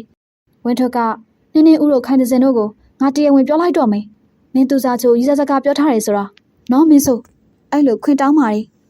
တဘောပဲအဲ့လိုကျွန်တော်ပြောလိုက်ပါတယ်လိုအပ်ရင်သူတို့ကိုလည်းအောင်သွဲခိုင်းရမှာနော်အဲ့လိုတော့ကပြောတယ်ချစ်သူတားဆီးထားတဲ့တိုင်းဟာညီသည့်အင်အားညီသည့်စီးမြင်ညီသည့်ဒုတေညီသည့်အကြောင်းညီသည့်နှလုံးသားနဲ့လိုင်းသားကာစီးထားတာကိုကျွန်တော်မခံမှန်းတတ်သေးပါအောင်သွဲတော်မြားနှက်မောင်တို့ရဲ့အများတက်ကလေးအညို့တို့ရဲ့ပြင်းအားနဲ့တတိုင်းအတွင်းကိုမဖြိုခွင်းလို့အမုန်းနဲ့ကာစီးခဲ့ရင်အပြုံးနဲ့သာရစ်တိုင်းချင်နေတတိုင်းအတွင်းချစ်ချင်းနဲ့သာဝင်ရောက်ချင်နေထာဝစဉ်အတွက်ကဘာအပြင်ဘက်မှာခိတ္တဆောင်ဆိုင်နေရသူလို့သာကိုတွေးဆမိပြန်နေရှင်မပြောတဲ့ချစ်စကားကိုရှင်ခွင်နဲ့နားစင်မှာကြားသိပေလိမ့်မယ်အောင်တွေတော့မလိုပါငါ့ကိုအဲ့လိုမကြည့်ပါနဲ့မင်းဆိုရဲ့ပြုံးလေးရဲ့ပြောတဲ့အဟန့်အတားပါမတားပါနဲ့သူစားရဲ့ငါလေအခုလိုနင်းမျက်နှာကိုတမျက်တနိုးထိုင်ခဲ့ပြီးကြည့်ချင်ခဲ့တာဟောလုံးကလေးကပါဒါမဲ့ငါမကြည့်မိအောင်နေခဲ့တယ်ထိမ့်သိမ့်ခဲ့တယ်မြို့သိမ့်ခဲ့တယ်အခုမှဒီအခွင့်အရေးလေးကိုရတာပါကြည့်ပြရစီနော်ခေါင်းငုံမထားပါနဲ့မသိဘူးဟာအဲ့လိုပြုံးလေးရဲ့ပြောပါတယ်ခေါင်းငုံလေးရဲ့နေတယ်သူ့မေးပြားလေးကိုကျွန်တော်မယူလိုက်တယ်သူမျက်လုံးမှိတ်ထားတယ်သူစားမြစ်တောင်ကော့များလှုပ်ခတ်နေတယ်မျက်ဝန်းတကာမဖွင့်သေးပါမေးစီကမေးနဲ့လေးကိုဝင်းပစွာမြင်ရတယ်သူစားမျက်လုံးမဖွင့်သေးပါမျက်ခုံးတွန့်ကွေးတယ်ငါပြောတာကြားရလားကြားတယ်ကြားရင်မျက်လုံးဖွင့်လေမဖွင့်ချင်ဘူးဘာဖြစ်လို့မဖွင့်စင်တာလဲငါတရေကြောက်လို့ဘယ်ကတရေကိုကြောက်တယ်ငါမေးစီကိုကင်ထားတဲ့တရေလေငါမျက်လုံးဖွင့်လိုက်ရင်သူ့မျက်နှာကိုမြင်ရမှာငါကြောက်တယ်အဲ့လိုပြောပြီးတော့ပြုံးပါတယ်ကျွန်တော်လက်ချောင်းတွေကိုပြန်လဲရုပ်သိမ်းလိုက်ရတယ်အဲ့ဒီအခါမှာသူမျက်လုံးဖွင့်လာတယ်သမီးနေကောင်းလားအဲ့လိုကျွန်တော်မေးတယ်ကောင်းတယ်အခုတော့လိုက်ခဲ့အောင်မလို့ဦးစိုးစီတာမန်ဆဆာသိတယ်တဲ့အဲ့ဒါမဟုတ်ဘူးလို့လင်းခဲ့ရတယ်ခေါ်ခဲ့ပြီးရောဟဲအမေနင်တကယ်ခေါ်ခဲ့စေခြင်းလို့လားတော်ကြကလေးကိုခလုတ်ကတင်းလို့နင့်စိတ်ထဲမှာမြင်နေပါဦးမေမမြင်ပါဘူးခေါ်လဲခေါ်စေခြင်းတာပေါ့ပြီးတော့နင်းနဲ့လည်းလွတ်လွတ်လပ်လပ်စကားပြောချင်တာပေါ့နှက်ခမ်းမဖွင့်မဲပြုံးပါတယ်မပွင့်မဲရင်နဲ့ပန်းပူးလေးတင်ကုန်လို့ရှင်ကနေထင်းမြင်နေစကားပြောတာပဲလွတ်လွတ်လပ်လပ်ဖြစ်ဖို့လိုလို့လားလိုတာပေါ့စကားပြောရင်လည်းလွတ်လပ်ဖို့လိုတယ်မျက်နှာလေးကိုထိုင်ငေးဖို့လည်းလွတ်လပ်ဖို့လိုတယ်အတူတူတွဲလျှောက်ဖို့လည်းလွတ်လပ်ဖို့လိုတယ်အဲ့ဒါတွေအားလုံးအတွက်အနားမှာသမီးလေးရှိဖို့လည်းလိုတယ်မင်းစုဘာလဲပြောနင်ငါသမီးကိုတကယ်ချစ်တာလားကျွန်တော်မျက်နှာတီးပြလိုက်တယ်သူစားနင့်မေကငါ့ကိုအထင်သေးပြီးတော့မေးတယ်လို့ပဲဘာလဲသူစားမအေနဲ့ရင်းနှီးဖို့သမီးကိုချင်းကပ်တယ်လို့ထင်တာလားသူစားကကျွန်တော်လက်ကိုဆုပ်ကင်လျက်အဲ့လိုတော့ငါမတွေးပါဘူးမင်းဆိုရေဒါဘာသူကလေးလဲဆိုတာနင့်အသိပဲလေဟိုဘလို့ပြောရမလဲငါဆိုလိုတာကနင့်သွေးရင်သားရင်မဟုတ်ပဲငါမျက်နှာကြောင့်ငါ့ကိုအားနာပြီးသမီးလေးကိုအလိုလိုက်နေတာလားလို့ပါဒါမှမဟုတ်သမီးလေးကိုယ်တိုင်ကချစ်စရာကောင်းလို့ချစ်နေတာလားအဲ့ဒါပါငါသိချင်တာအဲ့ဒါအထင်မလွဲနဲ့စိတ်မဆိုးပါနဲ့နော်ကျွန်တော်မျက်နှာထားပြင်လိုက်ပါတယ်သမီးကိုယ်တိုင်ကချစ်စရာကောင်းလို့ချစ်တာပါနေ့သမီးမို့ချစ်တာလည်းပါတယ်ငါသွေးရင်သားရင်မဟုတ်ပေမဲ့ငါချစ်ခဲ့ရတဲ့နေ့ရဲ့သွေးသမီးမှာတဝက်တိတိပါနေရဲ့လေအဲ့ကလေးကသမီးကိုငါချစ်ပြီးသားပါတမတ်လို့သူစားချိုနောက်ပြန်လိုက်ပါတယ်မနှပါနဲ့သူစားငါတကယ်ပြောနေတာနင့်ကိုချစ်တဲ့အချစ်စိတ်ဟာနင်နဲ့ပတ်သက်တာအားလုံးကိုပါချစ်ခင်နားလေဖို့အစင်သင့်မေး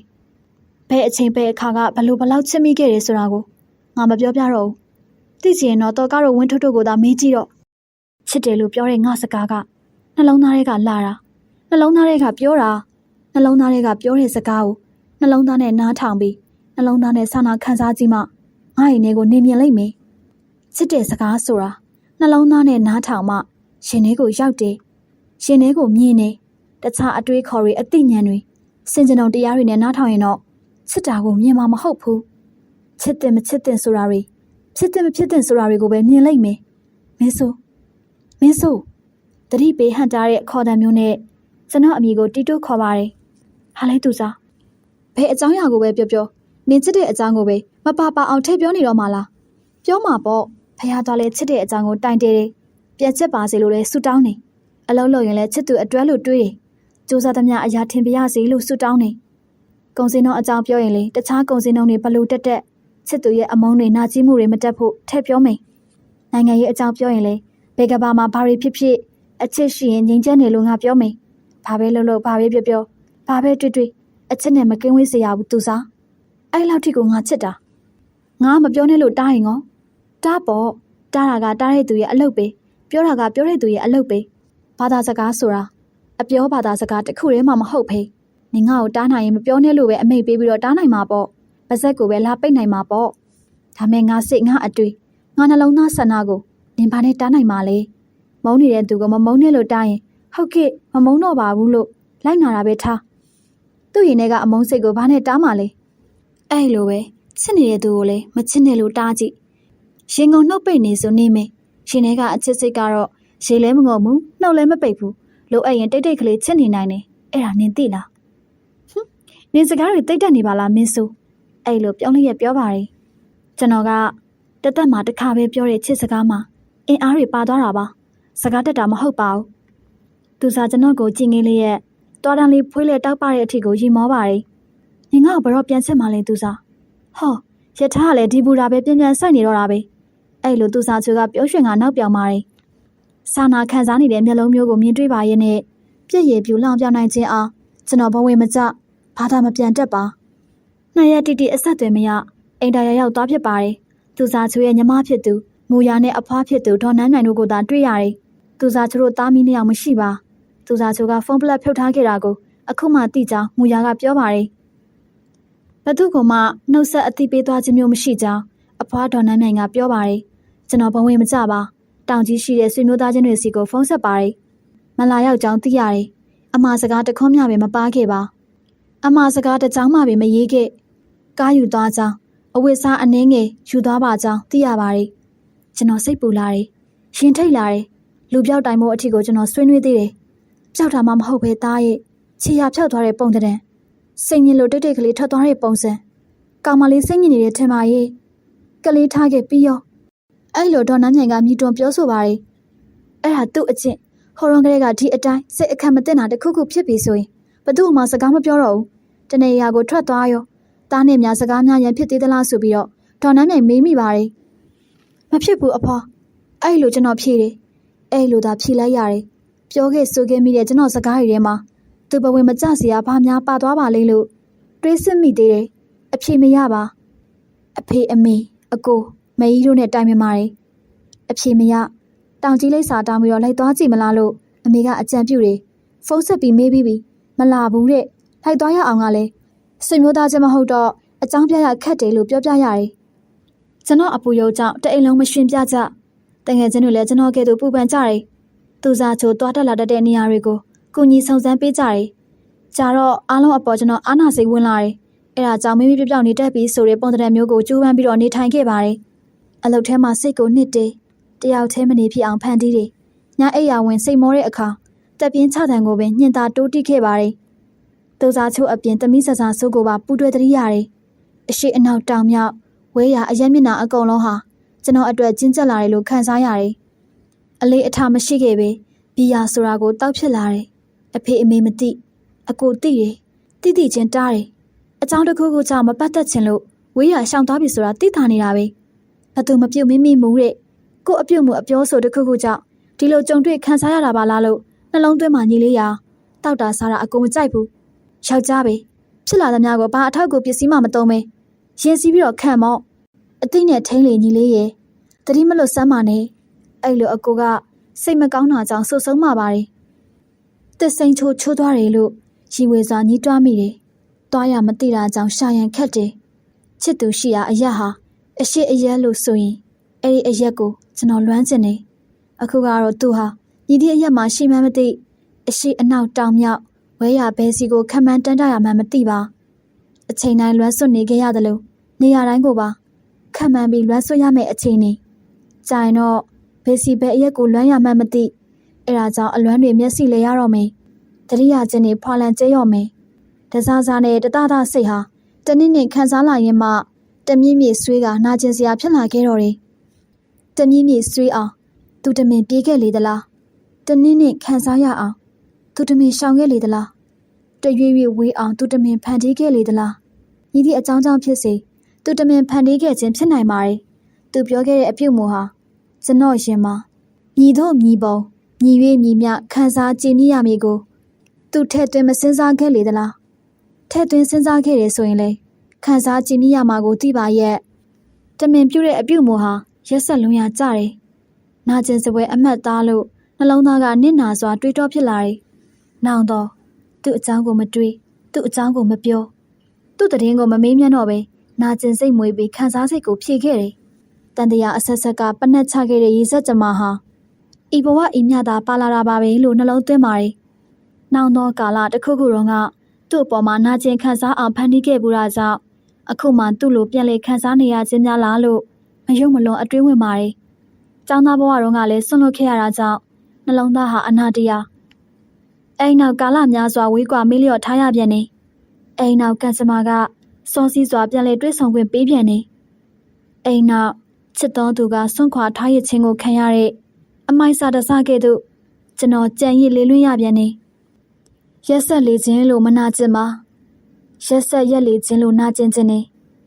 ထားရခဲ့လေခြင်းလို့စိတ်မနာထားရခဲ့လေခြင်းလို့စိတ်နာခြင်းနေ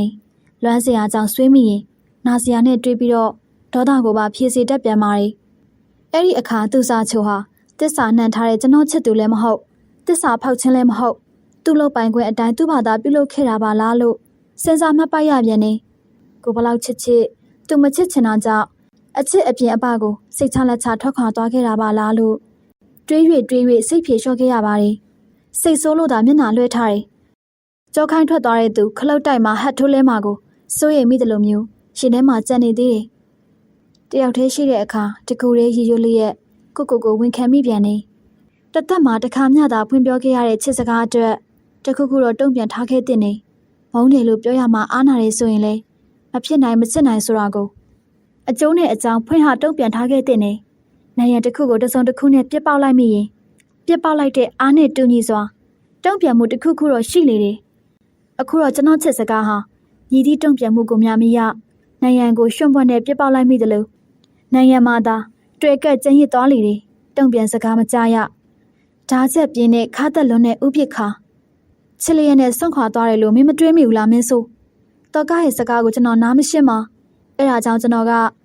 ချစ်လျက်နဲ့ဆွန့်ခွာရအောင်သူနဲ့ငါအကြားမှာဘာအနောက်ရှက်ရှိနေလို့လဲပြိုချင်းအိုချင်းဆိုတာကိုတော့ဘသူကမှထဲမတွက်ထားဘူးသူတမန်တသက်ငါ့ကိုအစိမ့်ခွဲတာ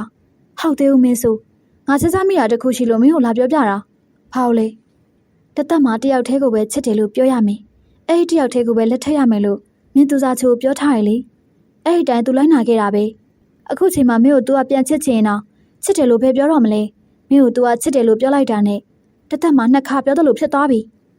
လက်ထပ်ခွင့်ပြုတယ်ပဲထားတပင်လဲလို့တပင်ထူတယ်လို့မသုံးတော့မဲတမျက်နာကတမျက်နာကိုပြောင်းနေလို့သုံးတော့မှဆိုပြီးမင်းကိုတမင်ရှောင်သွားတာမဖြစ်နိုင်ဘူးလားမဖြစ်နိုင်ဘူးအဲ့လိုကျွန်တော်ပြောမထွက်ပါကျွန်တော်ထဲမတွေးမိတဲ့ကိစ္စအဲ့လောက်ထိငါစကားကို तू ဆွဆွမြဲမြဲရှိနိုင်ပါမလားကွ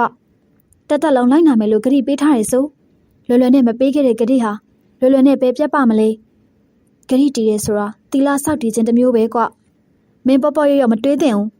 ဒါဆိုငါသူနဲ့ပြန်တွေးခဲ့ရင်အဲ့ဒီဂရိကိုဖျက်ခိုင်းလိုက်မယ်ပြီးတော့ငါပြောခဲ့တာတွေကိုမေ့ပြစ်ဖို့တော့ကလက်ကာပါရီမင်းလိုချင်တာကတခုတည်းနဲ့မင်းချမှတ်ခဲ့တာတွေကိုမင်းကိုယ်တိုင်ဖျက်ဆီးတာဟာလောကလူရပျက်စီးအောင်မင်းလုပ်တာနဲ့အတူတူပဲပြောပြီးသားစကားလည်းမပြည့်စေချင်ဘူးပေးပြီးသားဂရိလည်းမပြည့်စေချင်ဘူးသူစားချိုကိုစိတ်ကားတယ်လို့ရက်တယ်လို့နေရှိတဲ့၍တွေးပြီးတော့နာနေမှာဆိုလို့မြို့ငါတွေးမိတာလေးလာပြောပြတာပြောပြီးသားစကားပြင်မှုတီးပြီးသားဂရိဖြတ်ဖို့အကြံလာပေးတာမဟုတ်ဘူးငါဘာလို့ရမလဲကွာငါမင်းတွေးတယ်လို့မတွေးမိဘူးမင်းတွေးတာဖြစ်နိုင်တယ်အခုဆိုရင်မိနာအောင်ကြိုးပမ်းနေရပါမယ်သူ့ကိုလည်းငါမမေ့ဘူးသမီးလေးကိုလည်းငါတတိရတယ်ငါဘာလို့ရမလဲရှာပေါ့ဘယ်မှာရှာရမှန်းမသိဘူးသူ့အဖွားနဲ့သူ့ညမစီလည်းငါခဏသွားမိတယ်သူတို့လည်းဘယ်မှာရှိမယ်ဆိုတာမတွေးတတ်ကြဘူးကြတော့ငါအနေနဲ့သွားမမေ့ဖြစ်တော့ပါဘူးတော့ကတွေးခဲ့ရင်တော့မှငါတွေးတဲ့အတိုင်းဟုတ်နေရင်မင်းသူ့အပေါ်တငယ်ချင်းလိုပဲဆက်ဆံတင်နေမင်းဆိုချစ်တယ်လို့မပြောအောင်လဲမင်းနှစ်ပူနှစ်စာမလုပ်သင့်ဘူးနော်အေးပါကွာအဲ့လိုရင်မောစာပြောလိုက်မိပါတယ်သူ့အဖွားနဲ့သူ့ညမကရောလိုက်မရှာကြဘူးလားမရှာဘူးစိတ်ပြေလက်ပြောက်ခီးထွက်သွားတယ်ပဲထင်နေတယ်ငါလောက်မပူကြဘူး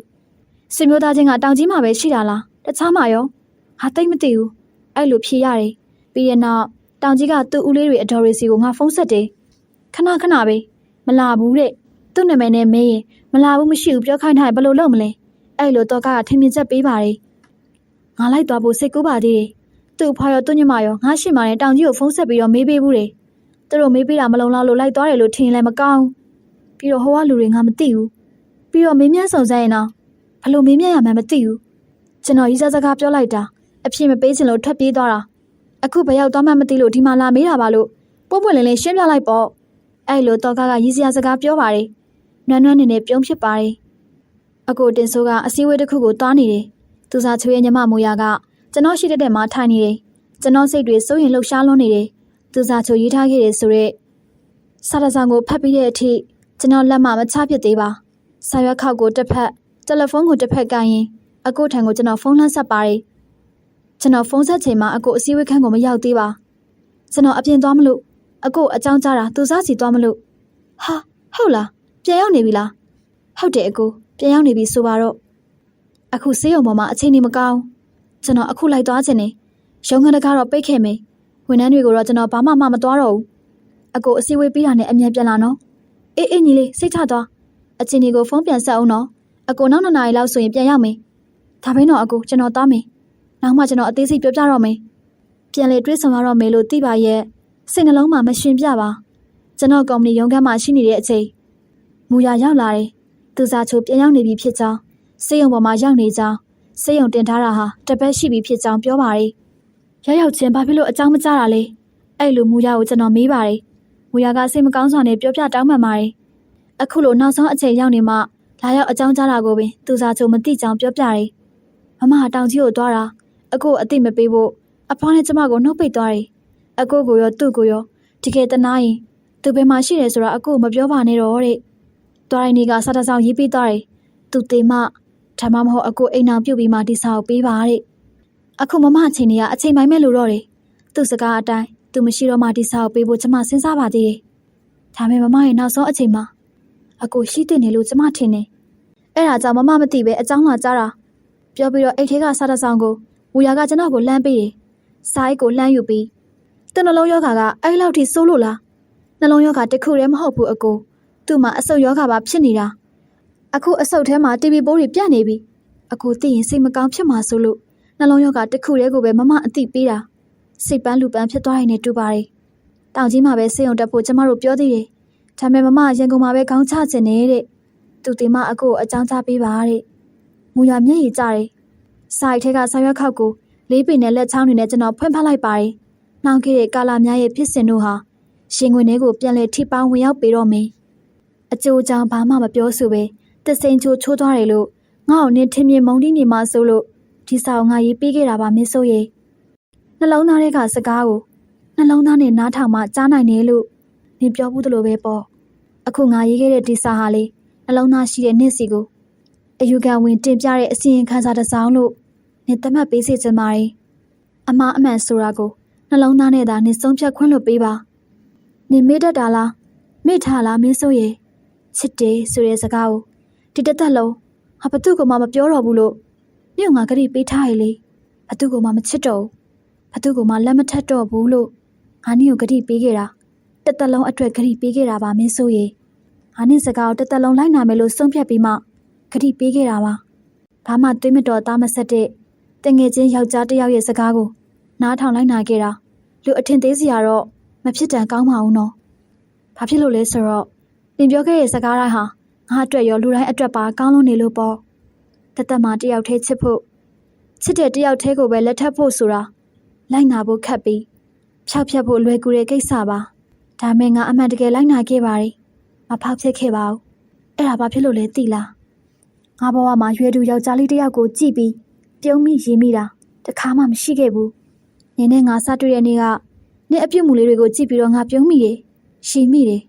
သဘောကျမိခဲ့တယ်တန်ရောစင်စိတ်ဆိုတာမြင်မြင်ချင်းလေးဖြစ်တတ်တာပါလားလို့ငါသိခဲ့ရတယ်အဲ့ဒီအချိန်မှာငါကြီးစားရှိနေပြီမင်းဆိုအမှန်တိုင်းဝန်ခံရရင်ချစ်တယ်ဆိုတဲ့စကားတစ်ခွန်းကိုငါဆန္ဒတဝက်အပွားဆန္ဒတဝက်နဲ့ငါသူတစ်ပါးကိုပြောခဲ့မိတာပါစကားတစ်ခွန်းဟာဘဝတစ်ခုအတွက်အရေးတကြီးမဖြစ်နိုင်ဘူးလို့ငါထင်မြင်ခဲ့ပါတယ်အဲ့ဒါကြောင့်ချစ်တယ်လို့ပြောခဲ့ပြီးသားစကားကိုပယ်ဖြတ်ဖို့ငါစူးစမ်းခဲ့တာပါမရှင်းမကြောက်ပြောရရင်ချစ်တယ်ဆိုတဲ့စကားကို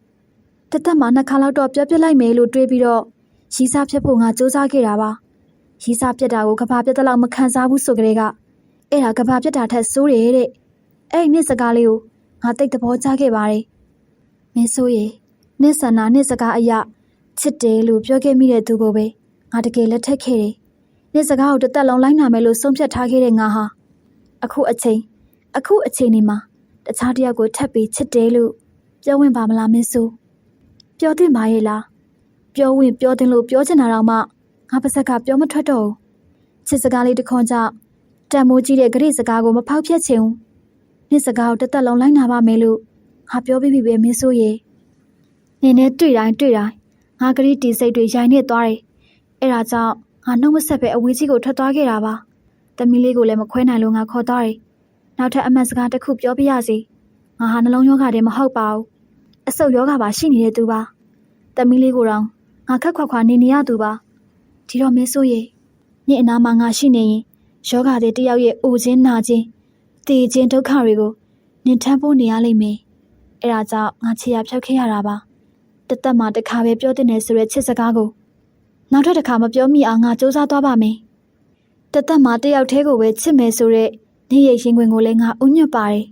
်နောက်တန်တရားများရှိခဲ့ရင်တန်တရားအဆက်တသက်မှာတယောက်တည်းကိုပဲတေတပံတတ်တဆုံချစ်တဲ့စိတ်မျိုးနေရင်ထဲမှာရောငါရင်ထဲမှာရောကင်းဝတ်နိုင်ပါစေလို့ဆုတောင်းလိုက်ပါတယ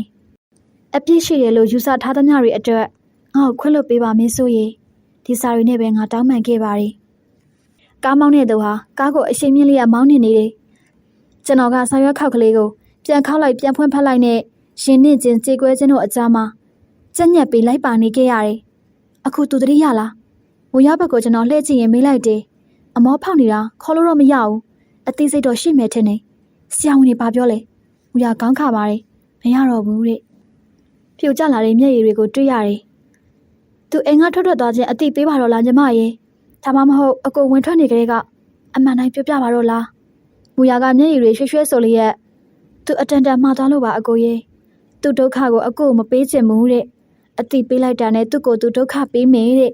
အဲ့ဒါကြောင့်ညီမရောအဖွာရောနှုတ်ပိတ်နေခဲ့ရတာပါညတိုင်းဖုန်းဆက်တယ်အကိုလာသွားသလားဘယ်အချိန်ပြန်သွားတာလဲဆိုတာတွေပေါ့အခုနောက်ပိုင်းအကိုလာမမေးတော့ဘူးဆိုတာသိသွားလို့လားမပြောတတ်ဘူးစိတ်ထဲကျသွားတယ်အဲ့ရတဲ့လဲသွားတော့တာပဲရန်ကုန်မှာပဲစေယုံတက်မယ်ဆိုပြီးတော့ပြန်လာတာဦးလေးတွေလိုက်ပို့ကြတယ်ရဲရောက်ချင်းစေယုံတန်းတင်တာပဲဆေးရကြော်ပြီးသူ့စီကယောဂကူးမှဆိုလို့တဲ့အကိုကိုသူတည်ပြီးမှအကြောင်းကြားပါတဲ့ကျမအဲ့လောက်ထိမဖြစ်စေချင်လို့အခုလာပြောတာပါကျေးဇူးပါပဲမူရရဲ့ကျေးဇူးပါပဲကျေးဇူးတင်စကားတုံရင်သွားတယ်သမီးရောအိမ်မှာသမီးနေကောင်းရဲ့လားကောင်းပါတယ်သမီးကလည်းအကိုကိုတမင်းမင်းမေးနေတယ်အရာရာဟာမျက်ရည်ဝေချောင်းနေနေတာပြင်းညံ့နေတာပါလားလို့စိတ်မနိုင်စွာတွေးဖြစ်ပါတယ်မျက်ရည်နဲ့ကင်းလို့ရကဘာတစ်ခုရှိချင်နေအဲ့ဒီကဘာမှာငိုစရာဆိုပြီးတော့မရှိစရာသူစားချိုးရဲ့ဦးလေးဖြစ်သူကသမီးဆာဆာဆိုးကိုချီပြီးတော့လူနာဆောင်ရဲ့ပြင်ပမှာရက်နေတယ်။ဦးဆိုးမေမေနေမကောင်းဖြစ်နေတယ်။အဲ့လိုကျွန်တော်ကိုမြင်စမ်းမှပြောတယ်။သမီးကိုကျွန်တော်ပွေ့ချလိုက်ရင်အခန်းတွင်းကိုလှမ်းကြည့်လိုက်တယ်။လူနာကရင်ပေါ်မှာရှိတဲ့သူစားချိုးကိုလှမ်းမြင်ရတယ်။သူ့အနီးမှာအဖွားတော်နှမ်းမြိုင်ရှိနေတယ်။မူရကအခန်းတွင်းကိုဝင်သွားတယ်။သမီးကိုကျွန်တော်ထွေးပေးရင်သမီးအပြင်မှာနေခဲ့အောင်နော်။မမေကိုဦးဆိုးသွားကြည့်လိုက်အောင်မေ။ပြောပြီးတော့သူစားချိုးရဲ့ဦးလေးဖြစ်သူထံသမီးကိုလှမ်းပေးလိုက်ပါတယ်။သမီးကအိုးဆိုမမေကိုနေကောင်းအောင်လုပ်ပေးနော်။အေးပါသမီးရဲ့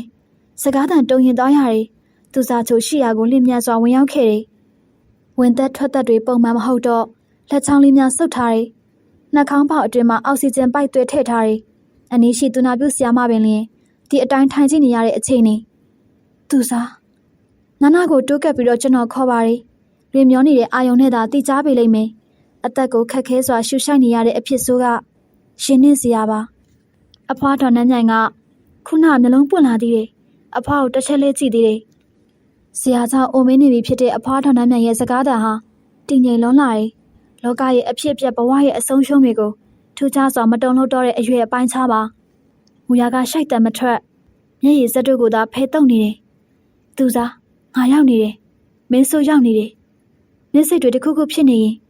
တနေရာကိုရောက်နေရင်ကောင်းတဲ့စိတ်ဖြစ်အောင်နှလုံးသွင်းတော့နှလုံးပွင့်လာတယ်သူ့မျက်လုံးတွေနဲ့အနီးကပ်ဆုံးကျွန်တော်မျက်နှာမူလိုက်ပါတယ်သူစားစိတ်ကိုတင်းထားနော်ရှော့မပြင်းနဲ့နော်ခန္ဓာကိုယ်ကဖောက်ပြန်တာ စိတ်ကအဲ့ဒီဖောက်ပြန်တာကိုပဲသိတခြားဘာကိုမှမတွေးနဲ့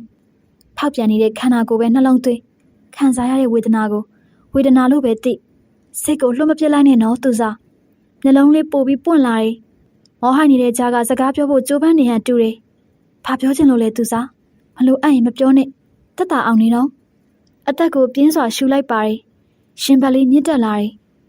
တဲတဲမြခေါ်တန်းမင်းဆိုအနီးကိုကျွန်တော်ပို့ပြီးတိုးကပ်လိုက်တယ်မင်းဆိုတမီးအရွယ်ရောက်ရင်ဆုံးမစကားတန်မဆုံးသေးအသက်ကိုထပ်မံရှူနေရရှာတယ်ပြောသူစားတမီးအရွယ်ရောက်ရင်ဘာဖြစ်လဲနင်ဘာဖြစ်စေခြင်းလဲလေချောင်းအလေကဖြစ်ညစ်ပြီးထွက်ပေါ်လာတဲ့စကားတန်ငယ်ကိုကျွန်တော်ကြိုးပမ်းနှားထောင်လိုက်ပါတယ်တမီးအရွယ်ရောက်ရင်တသက်မှာတယောက်တည်းကိုပဲချစ်တတ်အောင်သွန်သင်ပေးပါနော်မင်းဆိုအသက်ရှူရက်သွားမတက်ကျွန်တော်ခံစားလိုက်ရတယ်လက်ရဘက်လက်သီးဆုပ်လေးကျွန်တော်ထံကိုပင့်မြောက်ပေးတယ်လက်သီးဆုပ်လေးကကျွန်တော်ထံကိုမရောက်နိုင်ပဲသူ့ရင်ခွင်ပေါ်ကိုပြုတ်ကျသွားတယ်မျက်လုံးမမိတ်သေးပါအဲ့ဒီလက်သီးဆုပ်လေးကိုကျွန်တော်စုပ်ကင်ထားလိုက်မိတယ်ဝမ်းနဲ့လိုက်ဖို့တန်းကြေကွဲရင်နှင်းတံမျိုးမဖြစ်အောင်လွန်စွာထိမ့်သိမ့်လေးရဲ့လက်သီးဆုပ်လေးကိုကင်ဆုပ်ပြီးကျွန်တော်သူ့ကိုစကားပြောလိုက်တယ်စိတ်ချပါသူစားသမီးလေးကိုမုံမြတ်တန့်စင်တဲ့မိန်းကလေးတစ်ယောက်ဖြစ်အောင်ငါတွန်တင်မမယ်အရာရာကိုတန်မိုးထားတတ်အောင်ငါတွန်တင်မမယ်သမီးလေးရဲ့တာဝန်မှန်သမျှငါတာဝန်မှသူစားနင်စိတ်ချပါရှင်ဘတ်ဟာနှိမ့်ချီမြင့်ချီပွင့်နေတဲ့မျက်လုံးတငယ်အိမ်ဟာပုံမှန်မဟုတ်တော့တနေရာကိုစိုက်ကြည့်နေဟန်နဲ့တူလာတယ်မူရကမျက်နှာအုပ်လျက်ငိုနေတယ်ရှိုက်တံမပြုတ်ပါသူစားအာယုန်တွေတခြားမရောက်စေနေတော့လေဗုဒ္ဓမြတ်စွာဘုရားကဟောထားပြီးသားခန္ဓာအနိစ္စတဲ့အမြဲမရှိတဲ့အရာမတည်မြဲတဲ့အရာကိုမတည်မြဲဘူးလို့ပဲသိလိုက်တော့နှလုံးသွင်းလိုက်တော့နော်အသက်ရှူနှောဟာမြင့်တက်လွန်ခြင်းနှိမ့်ကျလွန်ခြင်းမရှိတော့သေးအနှဲငယ်နှိကွေးသွားတယ်နှလုံးလေးပိတ်သွားတယ်ငါစကားကိုအမြဲတမ်းနားထောင်မယ်လို့ပြောထားဘူးတယ်နော်အခုငါစကားကိုနင်နားထောင်နေရလို့ငါသိတယ်ဒီခန္ဓာကိုယ်ကြီးဖြစ်လာခဲ့တာဟာဒုက္ခကြီးတစ်ခုဖြစ်လာတာနဲ့အတူတူပဲအဲဒီဒုက္ခကြီးငြိမ်းဖို့တမှုရိယတွေတန်ရောစင်တွေကိုဖျက်ပစ်ရလိမ့်မယ်သားသမီးအပေါ်ထားတဲ့တန်ရောစင်တွေဆွေမျိုးသားချင်းအပေါ်ထားတဲ့တန်ရောစင်တွေတငယ်ချင်းအပေါင်းအသင်းပေါ်မှာထားတဲ့တန်ရောစင်တွေအားလုံးကိုဖျက်ပစ်ရမယ်နောက်ဆုံးကိုကိုထားပစ်ပြီးတန်ရောစင်မျိုးကိုပါဖျက်ပစ်ရမယ်တန်ရောစင်ပြတ်မှနောက်ဆက်မတင်းမှဒုက္ခငြိမ်းနေသူစားရဲ့အားလုံးကိုစိတ်နဲ့ဖျက်ပစ်လိုက်ဂေါရမမြတ်စွာဘုရားကိုအာရုံပြုနော်မြတ်စွာဘုရားဟောခဲ့တဲ့တရားမှန်သမျှမဟုတ်တာမမှန်တာတစ်ခုမှမရှိဘူးသူ့အလိုလိုဖောက်ပြန်ပျက်စီးနေတဲ့ခန္ဓာကိုယ်ကြီးကိုငါခန္ဓာကိုယ်လို့မတွေးမိစေနဲ့တော့ရုံးနဲ့နံနဲ့တွဲနေတဲ့အရာကြီးအကြည့်အချွဲတွေနဲ့ဖွဲ့စည်းထားတဲ့အရာကြီးလို့နှလုံးသွင်းတော့ငါခန္ဓာကိုယ်လို့တွေးနေမဲ့အစားငါမပိုင်တဲ့အရာငါမပိုင်တဲ့ခန္ဓာငါနဲ့မဆိုင်တဲ့ရုံးနဲ့ကြီးပါလားလို့အသိဉာဏ်လေးနဲ့မြင်အောင်ကြည့်နော်တန်တရားရှိမဲ့အတွေ့တန်တရားမှာကျင်လည်အောင်မဲ့အစွဲလမ်းမျိုးတွေမတွေးနဲ့တော့မစွဲလမ်းနဲ့တော့နော်ကျွန်တော်စုပ်ကင်ထားတဲ့ညာဘက်လက်သေးစုပ်လေးလှုပ်လာတယ်အဲ့လှုပ်ရှားမှုကြောင့်စုပ်ကင်ထားတဲ့ကျွန်တော်လက်ကိုဖြေလျှော့လိုက်တယ်အဲ့ဒီအခါသူ့ရင်ဘက်မှာရှိတဲ့လက်သေးစုပ်ကလေးပြေလျော့သွားတယ်ပြေလျော့သွားတဲ့လက်သေးစုပ်ကလေးအတွင်းကအရာတစ်ခုထွက်ပေါ်လာတယ်အဲ့ဒီအရာဝတ္ထုလေးကိုမြင်မြင်ချင်းမှကျွန်တော်အံ့ဩသွားရတယ်ရှင်နေရလေတယ်အဲ့ဒီအရာဝတ္ထုလေးကိုတုံလှုပ်လိုက်မောစွာကျွန်တော်ကောက်ယူလိုက်မိတယ်အဲ့ဒီအရာဝတ္ထုကလွန်ခဲ့တဲ့နှစ်ကာလစီကသူ့အားကျွန်တော်ပေးခဲ့ဘူးတဲ့ရွှေရောင်ပစင်းရင်တိုးလေးဖြစ်နေတယ်အရှောင်မပြောင်းသေးတောက်ပဝင်းဝါနေစေရှိချေတယ်သူစားရဲ့လို့ရှင်ထဲကနေခေါ်မိလိုက်မိတယ်တန်တရားရှိမဲ့အတွေ့တန်တရားမှာကျင်လေအောင်မဲ့အစွဲလမ်းမျိုးတွေမတွေးနေတော့မစွဲလန်းနေတော့လို့ပြောပြနေခဲ့တဲ့ကျွန်တော်စကားတွေကိုသူအလုံးစုံကြားသိသွားပြီးထင်ပါတယ်ကျွန်တော်စကားကိုနားထောင်လိုက်နာလို့တာကြောင့်ရွှေအောင်ပစင်းလေးကိုပင်အစွဲလန်းမပြုတ်တော့ပဲလွတ်ချပေးခဲ့ပါတယ်လို့ကျွန်တော်ထင်မှတ်လိုက်မိတယ်ပစင်းရင်တိုးလေးကိုကင်ထားလျက်သူ့မျက်နှာကိုကျွန်တော်ကြည့်နေမိတယ်မေးစီမှာရှိတဲ့မဲ့နဲ့တေးသေးလေးဟာဟိုးအရင်ကအတိုင်းပဲတောက်ပနေစေရှိသေးတယ်ပင်သက်တစ်ချက်ကိုပြင်းစွာရှူလိုက်တယ်ရှင်ဘတ်တစ်ခုလုံးမြင့်တက်သွားတယ်မြင့်တက်သွားတဲ့ရှင်ဘတ်ဟာပြန်လည်နှိပ်စင်းပြီးတဲ့အခါသူ့မျက်လွှာသူ့နှက်ခမ်းသူ့ခန္ဓာကိုယ်ရဲ့သွေးလည်ပတ်မှုလမ်းကြောင်းများအတွင်းဝင်သက်ထွန်းသက်အားလုံးပြီးဆုံးငြိမ်းသွားတော့တယ်သူစားတီတိုတက်တက်မြတာကျွန်တော်ခေါ်လိုက်မိပါတယ်ကျွန်တော်ခေါ်မိတန်ကိုရောက်ရအရာမှကြားသိသွားရင်သွားမဲ့ခရီးမဖြောင်ဖြူးမှစိုးရိမ်နာကြောင့်တီတိုမြတာခေါ်မိလိုက်ခြင်းဖြစ်ပါတယ်သူစားလေတံတက်တက်မြတာခေါ်မိလိုက်ချေတယ်မြတ်တောင်ကောတို့ကြံနေရစ်တယ်စံကေတာရှည်တို့ခွေနွဲလေးရဲ့ကြံနေရစ်တယ်မဲနဲ့နဲ့လေးကြံနေရစ်တယ် ရွှေအောင်ပစင်းရင်တို့လေးကြံနေရစ်တယ်နေထွေးထွေးနှကန်းပန်းနုလေးကြံနေရစ်တယ်ချစ်တော်စကားတခွန်းတစ်ပါးသားမှပြောမသွားတဲ့သူ့နှကန်းလေးကိုငေးဆိုင်ကြည့်လျက်ကျွန်တော်အားမျက်နှိုးစွာချစ်ခင်သွားတဲ့ကျွန်တော်ချစ်သူစားချိုးလို့သူ့အားကျွန်တော်ထွေးပိုင်မှတ်ယူလိုက်မိပါတယ်ချစ်သူဆိုတာကနှလုံးသားရဲ့စကားကိုနှုတ်ဖျားမှဖွင့်ဟ၍ပြောဖို့မလိုပဲနှလုံးသားဖြစ်တာပြောပြီးနှလုံးသားဖြစ်တာကြားနာနိုင်စွမ်းရှိကြ၏အောင်တွေတော်မလို့ညနဲ့မောင်မလို့ဘာသာစကားမလို့ရှင်ဝင်နဲ့ရှင်နှလုံးသားချင်းသာသိနာလေဖို့လိုပါသည်ချစ်တော်ချီယာပရိသတ်များရှင်ကျမအခုဖတ်ပြခဲ့တာကတော့စာရေးသူမောင်လာမျိုးချင်းချောင်းချန်ရေးသားထားတဲ့နှလုံးသားခုံရုံတို့တင်သွင်းသောအစီရင်ခံစာဆိုတဲ့အချစ်ဝတ္ထုလေးရဲ့ဇာတ်သိမ်းပိုင်းကိုတင်ဆက်ခဲ့တာပါနောက်ထပ်လည်းစိတ်ဝင်စားဖွယ်ကောင်းတဲ့အရာတာမျိုးစုံပေးစွမ်းနိုင်တဲ့ဝတ္ထုကောင်းတွေကိုကျမတို့ရဲ့ channel ကနေဆက်လက်ဖတ်ပြတင်ဆက်သွားမှာဖြစ်လို့ channel လေးကို like and subscribe လုပ်ထားပေးဖို့တောင်းဆိုပါရရှင်။နားဆင်အားပေးခဲ့ကြတဲ့ Dear Promise Listener မှပရိသတ်များကိုကျေးဇူးတင်ပါတယ်ရှင်။